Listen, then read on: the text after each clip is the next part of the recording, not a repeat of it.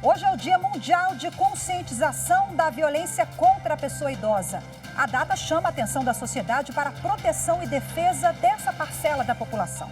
Só para se ter uma ideia, entre março e junho de 2020, foram mais de 25 mil chamados de denúncia para o Disque 100, quase 10 mil a mais que no mesmo período de 2019. É esse um dos destaques do Jornal da Justiça de hoje. Vamos aos demais. Seminário internacional discute solução de conflitos no Brasil e na Europa.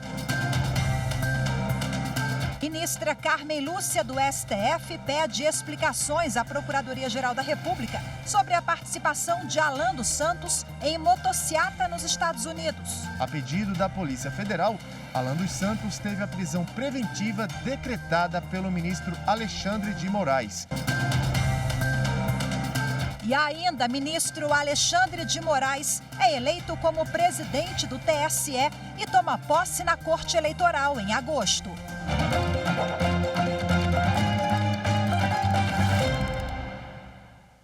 A ministra Carmen Lúcia, do Supremo Tribunal Federal, pediu explicações à Procuradoria-Geral da República sobre a conduta do presidente da República, Jair Bolsonaro, e do ministro da Justiça, Anderson Torres, durante participação em uma motociata com apoiadores nos Estados Unidos. Eles não teriam comunicado a participação no evento do jornalista Alan dos Santos, foragido da Justiça brasileira.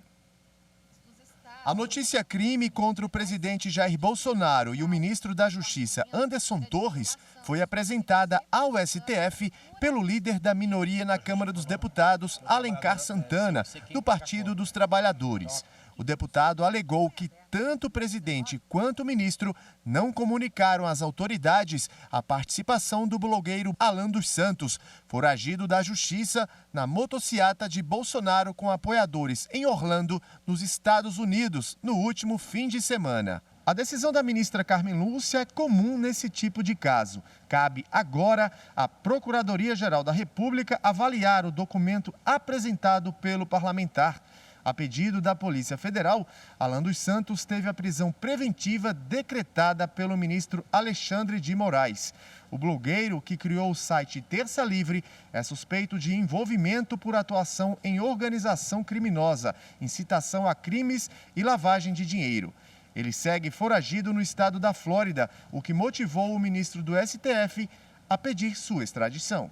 Ainda sobre o evento, o blogueiro chegou a tirar fotos com bolsonaristas, além de ter publicado em suas redes sociais um vídeo debochando da Suprema Corte, em especial o ministro Alexandre de Moraes, responsável pelo inquérito. Mesmo diante de todos os registros, não houve fotos ou vídeos de Alan junto com o presidente Bolsonaro ou com o ministro da Justiça. Pessoal, agora acompanhando então a motociata do presidente. O presidente está falando ali agora.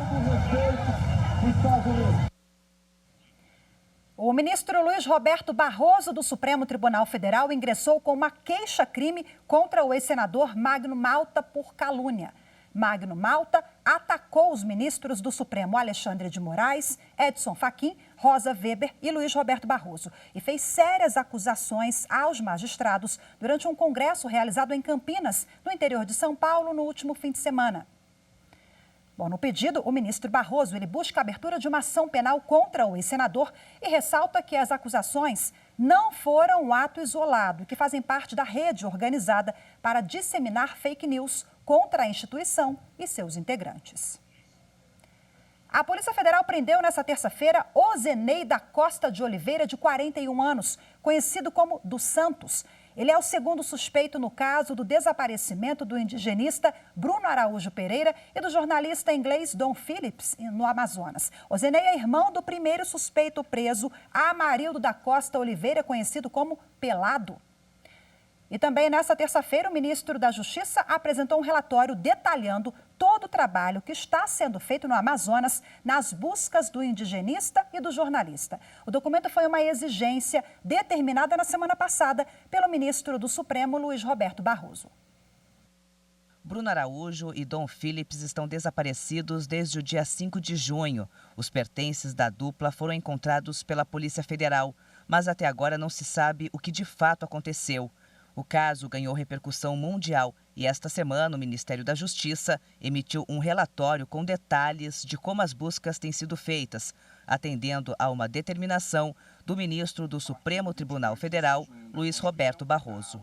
O documento diz que assim que a pasta tomou conhecimento do fato, a Polícia Federal no estado do Amazonas providenciou a instalação de Comitê de Crise Regional, composto por órgãos da Secretaria de Segurança Pública do estado do Amazonas, como Polícia Civil, Polícia Militar e Corpo de Bombeiros Militar, do Exército Brasileiro e pela Marinha do Brasil.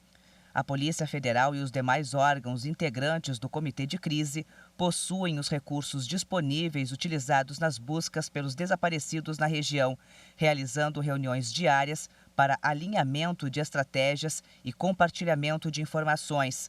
Desde o início da operação, estão sendo realizadas incursões no rio Itaqui, diligências nas comunidades ribeirinhas e municipais e sobrevoo na região em aeronaves da Marinha e do Exército.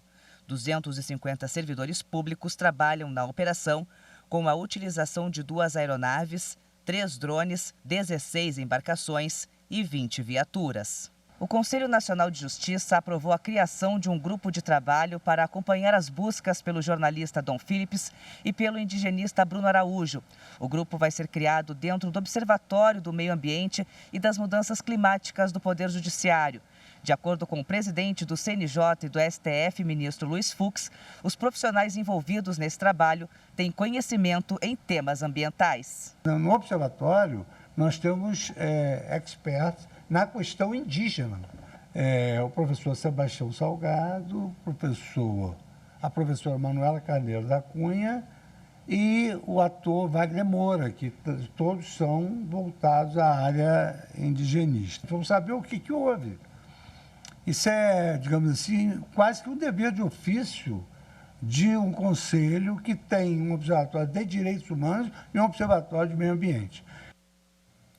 E ainda sobre esse assunto, a FUNAI foi condenada a garantir segurança de servidores indígenas no Vale do Javari. A Justiça acolheu o pedido da Defensoria Pública da União e ainda decidiu que a Fundação deve retirar imediatamente uma nota de esclarecimento que foi publicada no dia 10 de junho em veículos oficiais de mídia.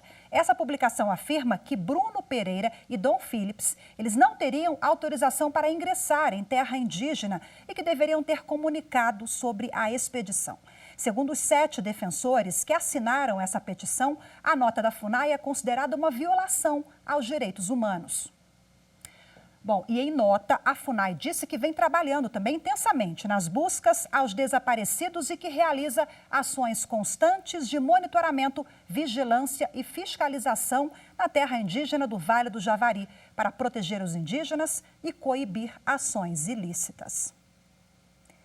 O ministro Alexandre de Moraes foi eleito nesta terça-feira presidente do Tribunal Superior Eleitoral pelos próximos 2 anos. A posse será no dia 16 de agosto. O ministro Alexandre de Moraes vai suceder o ministro Edson Fachin. Já o ministro Ricardo Lewandowski foi eleito o novo vice-presidente da Corte. Os dois vão comandar as eleições gerais deste ano. Em seu discurso, o ministro Alexandre de Moraes reforçou a transparência das eleições.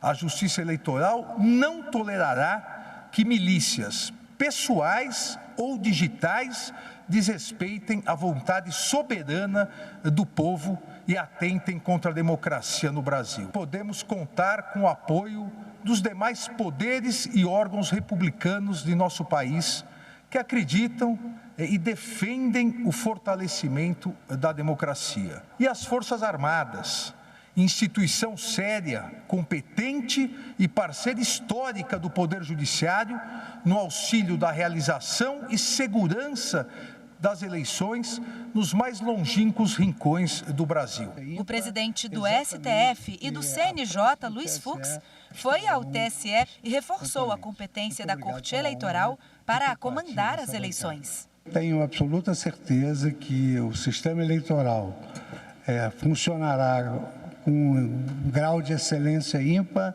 exatamente porque à frente do TSE estarão os novos eleitos e os atuais componentes.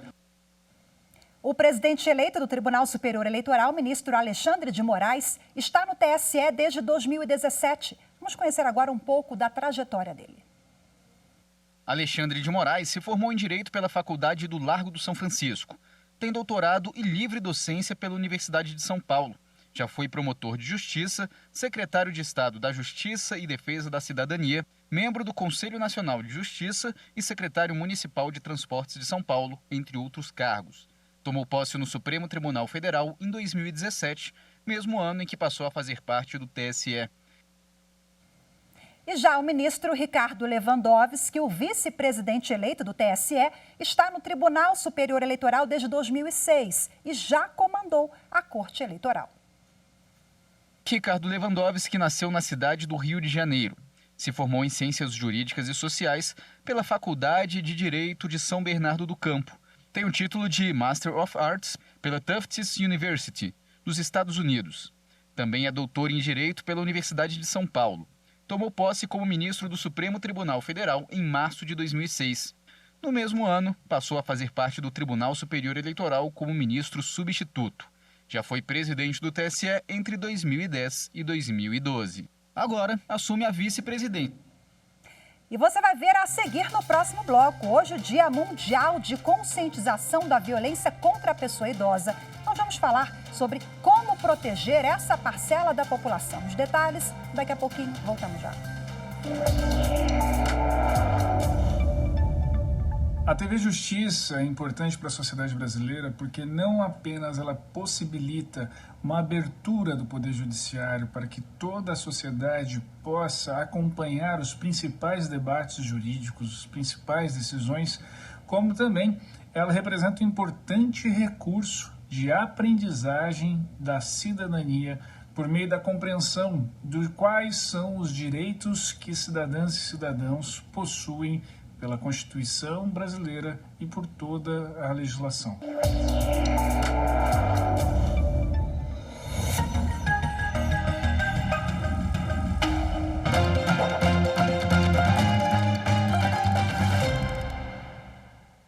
A sexta turma do Superior Tribunal de Justiça assegurou salvo-conduto para pacientes cultivarem cannabis com fim medicinal. Vamos acompanhar a decisão na reportagem de Jéssica Castro. Por unanimidade, os ministros concederam salvo-conduto para garantir que 3 pessoas possam cultivar maconha para extrair óleo medicinal para uso próprio, sem o risco de qualquer repressão por parte da polícia e do judiciário. A sexta turma concluiu que a produção artesanal do óleo com fins terapêuticos não representa risco de lesão à saúde pública ou a qualquer outro bem jurídico protegido pela legislação antidrogas. Os recursos foram de relatoria dos ministros Rogério Schietti Cruz e Sebastião Reis Júnior. Os casos julgados envolvem 3 pessoas que já usam o canabidiol. Uma para transtorno de ansiedade e insônia, outra para sequelas do tratamento de câncer e a terceira para insônia, ansiedade generalizada e outras enfermidades. E elas têm autorização da Agência Nacional de Vigilância Sanitária, a Anvisa, para importar a substância. Mas alegaram dificuldade para continuar o tratamento devido ao alto custo da importação. O ministro Rogério Schietti Cruz destacou que, embora a legislação brasileira possibilite há mais de 40 anos que as autoridades competentes autorizem a cultura de cannabis exclusivamente para fins medicinais ou científicos, ainda não há regulamentação específica. Para Schietti, a omissão dos órgãos públicos torna praticamente inviável o tratamento médico prescrito aos pacientes, devido ao alto custo da importação, a irregularidade no fornecimento do óleo nacional e a impossibilidade de produção artesanal dos medicamentos prescritos. O ministro Sebastião Reis Júnior acrescentou que a tipificação penal do cultivo de planta psicotrópica está relacionada à sua finalidade e que o cultivo para extração de canabidiol para uso próprio tem como intuito a realização do direito à saúde. Hoje é o Dia Mundial de Conscientização da Violência contra a Pessoa Idosa. A data é reconhecida pela ONU desde 2011.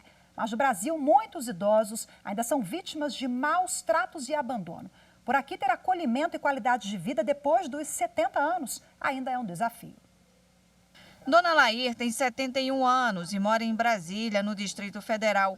Aposentada, ela se preparou para aproveitar a vida quando parasse de trabalhar. Dona Lair faz artesanato, pintura e atividade física. Considera que está mesmo na melhor idade. Essa movimentação, exatamente pelo tipo de pessoa que eu sou, muito ativa, faz com que eu mantenha a minha qualidade de vida. Se não fossem essas atividades, assim, tipo, sabe, ficar parada, assim, só a cozinha, porque só sou eu e o marido, o apartamento não é grande, é fácil de controlar, eu já teria dado problema com a saúde, sim. Hoje, no Brasil, a população é formada por 15,13% de idosos e 20,5% de jovens. Mas a tendência é que em 10 anos o país seja majoritariamente formado por idosos. No Distrito Federal, por exemplo, em 2032, o número de pessoas com mais de 60 anos será maior do que o número de jovens até 14 anos. E manter uma qualidade de vida na melhor idade é um desafio. Os idosos ainda são vítimas de várias violações de direitos e de maus tratos. De acordo com especialistas, o abuso ao idoso é um problema de saúde pública social que se agravou com a pandemia da Covid-19. As denúncias de violência e maus tratos contra idoso cresceram 59% no Brasil. Entre março e junho de 2020, foram mais de 25 mil chamados para o Disque 100, quase 10 mil a mais que o mesmo período de 2019. Segundo o Ministério da Mulher, Família e Direitos Humanos, o abandono é uma das principais violações de direitos contra os idosos, que sofrem por falta de cuidados básicos, como higiene e assistência médica. Os idosos também são vítimas da violência física, psicológica e até de abuso financeiro. Bom, e para a gente repercutir esse assunto, agora eu converso ao vivo de forma remota com o promotor de justiça em atuação na Promotoria de Justiça da Pessoa Idosa, lá do Ministério Público do Distrito Federal, Glauber José da Silva. Olá, seja muito bem-vindo. Boa tarde para o senhor. Boa tarde, Rafaela. Tudo bem? Tudo jóia. Bom, vamos falar sobre um pouquinho essa data que é também para uma reflexão, né, da sociedade. Nós já avançamos em muitas questões, mas eu observo que tem muita questão cultural ainda do preconceito, né? Aqui na abertura, só fazer uma observação, viu, promotor, que eu até falei, olha, as pessoas acima de 70 anos, não, as pessoas acima de 60 anos, os idosos, eles ainda sofrem muito, né, na sociedade, pela falta de acesso e pela falta de amor, de compaixão, de cuidado do próximo, né? Eu acho que um ponto principal que a gente deve tocar que é o seguinte, o fato da pessoa envelhecer não retira dela a qualidade de ser sujeito de direitos. Então, é uma concepção errada que as pessoas têm de que, ao envelhecer, elas deixam de ser sujeito de direitos. E nós temos que assegurar essa qualidade e respeitar a condição de sujeito de direitos da pessoa idosa. Promotor, falando em direitos, né? Nós já tivemos inúmeros avanços, mas sabemos que os gargalos, infelizmente, são inúmeros ainda para dar efetividade às leis que já temos, né? Então, o que o senhor considera hoje como os principais desafios para a gente poder avançar e combater a violência, garantir mais direitos a essa população? Então, Rafaela, eu penso que com o Estatuto houve uma declaração de direitos e também há a previsão de instrumentos para a garantia desses direitos. Mas o que eu vejo hoje em dia é que há uma necessidade muito grande, premente, de assegurar principalmente o direito à saúde, né, da pessoa idosa e também o direito à assistência social, porque eles necessitam de um apoio, um acompanhamento para o exercício dos direitos ao longo do processo de envelhecimento. Doutor Glauber, quando a gente fala de agressão à pessoa idosa, é quase que imediata aquela associação à agressão física, né? Mas nós temos outras formas, eu queria que o senhor elencasse para a gente quais. Exato, às vezes nós temos uma concepção errada de que violência é só a questão relativa à vida e à integridade corporal da pessoa, mas não. O que nós vemos ocorrendo na prática é que existe não apenas esse tipo de violência, mas também a violência psicológica, como a ameaça, a manipulação da pessoa idosa e também existe principalmente a questão da violência patrimonial, com a apropriação de bens, a pessoa, às vezes, até da própria família, né, que se apropria de bem ou do patrimônio da pessoa idosa, e também a gente vê muito a questão da negligência e do abandono, né, que é aquela ausência de cuidado com a pessoa idosa. No que se refere às punições, na avaliação do senhor, elas são brandas ou elas realmente conseguem inibir ali o agressor? Quando nós falamos em punição, acredito que nós temos que ver duas parcelas. A questão criminal, né, que você tem realmente os crimes previstos no Estatuto e que tem, sim, uma repercussão favorável. Eu acho que o fato de ter essa previsão específica e a possibilidade da punição, mas nós também temos que ver a questão administrativa, ou seja, a possibilidade da aplicação de medidas de proteção para o idoso, a fim de resguardá-lo de futuras violações. Vamos finalizar agora com os canais de denúncia. Eu queria que você falasse um pouquinho como é que é a atuação aqui da promotoria e o que a pessoa, ou o vizinho, a comunidade também tem esse papel, né? Pode fazer se perceber que o idoso está sofrendo qualquer tipo de violência. Esse é um ponto principal, né? Eu acredito que a denúncia é o meio pelo qual essa informação chega até os órgãos estatais e possibilita que ele tome providências em relação àquela questão. Então, um canal de comunicação que é sempre utilizado é a ouvidoria do Ministério Público, através da própria página do Ministério Público, né, no site www.mpdft.mp.br. Lá existe, inclusive, um formulário eletrônico em que a pessoa pode fazer a denúncia e essa denúncia é encaminhada para a Promotoria de Justiça.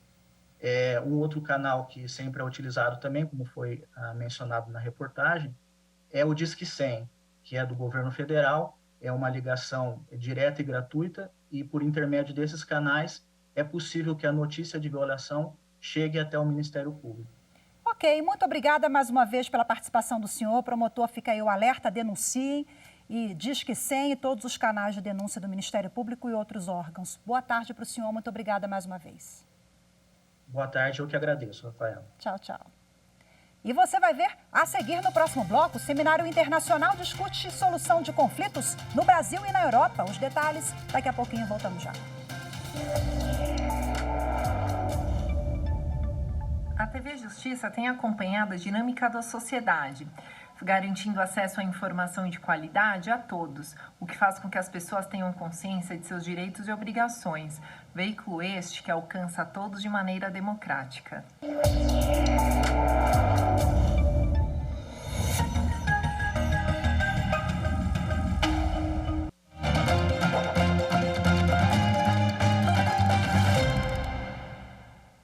O Supremo Tribunal Federal realiza hoje o Seminário Internacional que discute solução de conflitos no Brasil, Espanha e Itália. O evento online tem a participação de autoridades do judiciário desses países.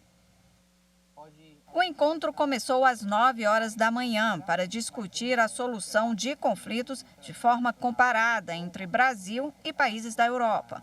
O presidente do STJ, ministro Humberto Martins, fez a abertura do encontro e afirmou que essa troca de informações vai contribuir para aperfeiçoar novos métodos de solução de conflito, fortalecendo a cidadania e o Estado democrático de direito.